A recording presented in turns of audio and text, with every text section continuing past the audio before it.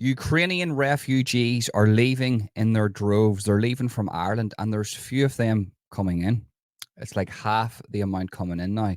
And the reason for that is not because the war in Ukraine is simmering down or Vladimir Putin's taking a deal or it's safer for them to go back to Ukraine. They're leaving because they're not getting the benefits that they once received. The benefits have been greatly reduced, which is now not giving an incentive for Ukrainians to come to Ireland. Now, when it came to all different types of refugees, the Irish people weren't as critical on the Ukrainian refugees. But this article we're about to read here is absolutely shocking. Once again, Ireland finds itself in a very weak situation where it's looking like that we're just ran by a pack of globalist puppets who don't care about the Irish population. They don't care about our future.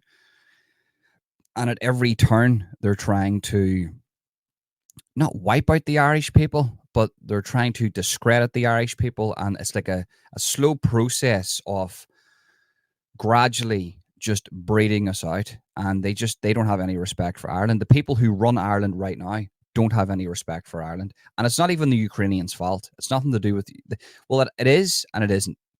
For instance, if Ireland, the people of Ireland had to flee and we went to a place and you had loads of options, there was a country where you had to work really, really hard to stay in that country, or there was another country where you were given lots of benefits and you were put before the actual native people, you're probably going to go to the one that you're going to get loads of benefits and put before the native people.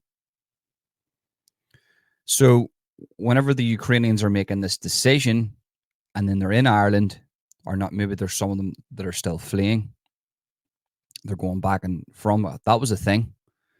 Ukrainians going back to Ukraine for better dental care, Ukrainians going back for better medical care, Ukrainians coming out saying, well, actually, we don't want to stay in Ireland and Britain because the schools are too diverse and we want our children to not be around that.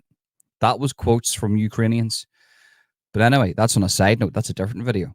Ukrainians are now just not coming to Ireland, and they are leaving Ireland because they're not getting the benefits. Now, what does that tell you? What does that tell you? Well, it tells you that they didn't come to Ireland because Ireland was the best place for them. Well, it sort of does because they're getting more money. But they didn't come to Ireland because it was the first place that was offered to them because of the war that was happening. They came to Ireland because they were getting more money. That's why. Simple.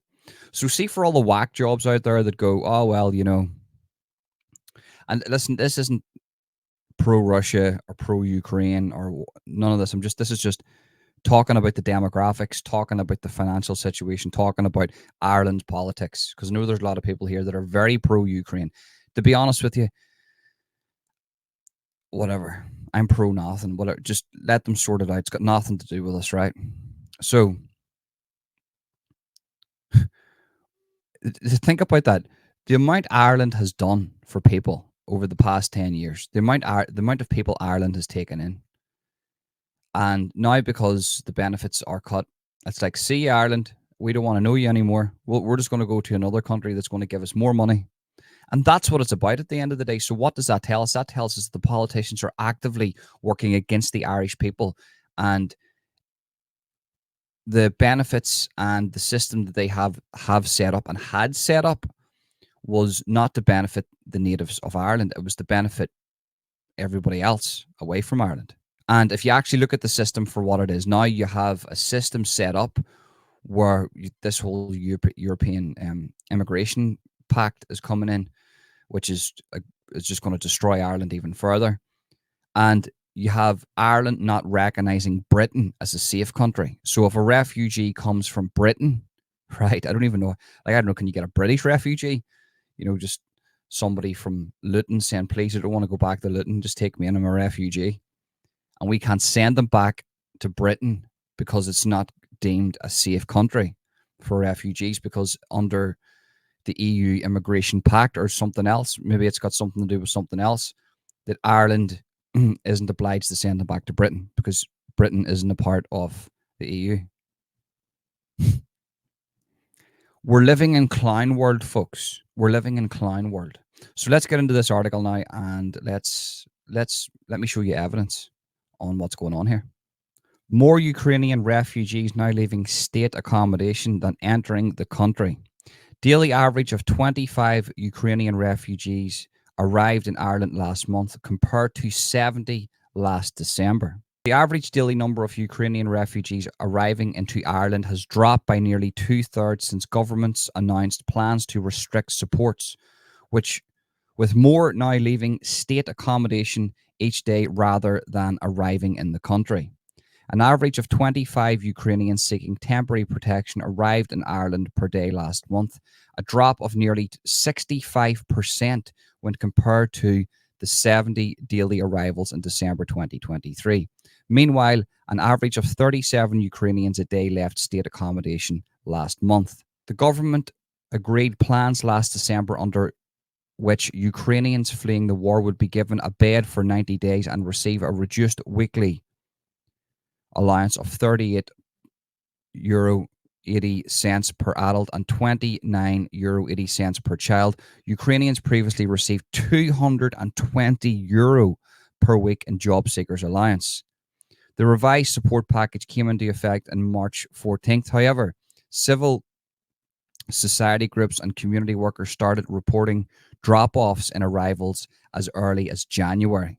So there you have it, folks. I mean, they're like, we're not going to get it. We're not getting the benefits anymore, so there's not much point coming here. And actually, what that tells me is that there's a word in Ukraine. They're all sitting around a table and they're going, right, where's the best place for us to go? Right, where's the easiest touch country that's going to give us most of their money? Ireland. Right, we'll go there. Actually, hold on. Don't be going there. Why? Because there's a thing coming into effect. You're not going to get 220 anymore. You're going to get 38 quid. We are governed by the worst political system in the world. And I don't say that lightly, because there's Joe Biden and there's I call it the Barack Obama administration. He never really left. There's America right now that have let in like 22 million illegals into their country that are punching people in New York and stabbing people in the street. Our government is worse than that. The Irish government is worse than that. But wait till you hear this. So there's a lady who came in to Ireland that me and my family were speaking to. And she goes, the reason why I came to Ireland first, not because it's it's a beautiful country, but there's a main reason why I came here. I picked the easiest country that had the easiest open border policy that I could just walk on through. And I picked Ireland because Ireland, out of the whole of not just Europe, but the world, had the easiest border policy. And that was my foot through the door in Europe, because it was harder for me to get into any other country. Ireland was the easiest one. If I could get residency in Ireland, it would make it greatly easier for me to get residency, say, in Germany, Portugal. So people are picking Ireland because it's got an open door policy, because the Varadkar regime allowed that. You've got Helen McEntee out here staunch that this is a good thing. You've got Simon Harris acting like a little twat. Do you know what I mean? He's going on about 20-year prison sentences, trying to act all hard, not like the kid in school who is trying to act hard, but he's not. And you've got people choosing Ireland because of how weak we are on our policies, because it gets their foot through the door to get into other European countries. And then I had a conversation with my family member, and I said, now, could you imagine if you're a terrorist and you wanted to, say, attack a certain country in Europe, but you couldn't get in because of, they're bad, but they're not as bad as Ireland. So they choose Ireland to come in here. They set up residency. They live here. Now that they maybe can get an Irish ID card, which will allow them to travel to said country that they want to attack. I'm telling you now, folks, right? And I'm going, away from the Ukrainian refugee thing. Ireland is a hub. I would say Ireland is probably housing more actual terrorists that are plotting than anywhere else in the world, because it's being facilitated by the government. And I don't, for the life of me, don't understand how other governments haven't clicked onto this. Why haven't other governments had a word with the Irish government and say, look, okay, you just want to destroy your own people. You just don't care about your own people. You're trying to basically replace the population. But we're not doing this in this country. So for that reason, we're going to have to step in and intervene and make sure that you have a good border policy so people aren't using your country as a stepping stone to get into ours, to attack ours. Because if I was England right now, if I was even America, because think about the connection that Ireland has to South America, a lot of those Chinese people that are coming into America right now, I mean, a lot of them are coming through Ireland. Think about the routes that they would take across the ocean, boats. They're not getting airplanes, they're getting boats. And a lot of them would be going the other direction. And a lot of them be coming through Ireland too. And a lot of the, African refugees, the Middle Eastern refugees would be using Ireland as a stepping stone to get to America. So Ireland right now is actually a hub, not just for human shipping, but for illegal migration all around the world. And it seems like, and this is where it gets a bit conspiratorial for me. It seems like to me that the fact that people aren't sitting Ireland down and having a conversation with them about this is an indication that it could be a plan. And what you're seeing in America, around Europe, Ireland, all across the world, apart from, you know, countries that, and I don't want to praise China because of their communism. Apart from their communism, they sort of don't allow this, what's happening here. So I'm just saying, it's a crazy time. So there you go. There you have it, folks. Ukrainians leaving Ireland because we're not giving them enough money. At least they're not complaining about it. At least they're just upping and leaving. Not like some other people that actually complain about it. Crazy stuff, guys. Crazy, crazy stuff. Peace out.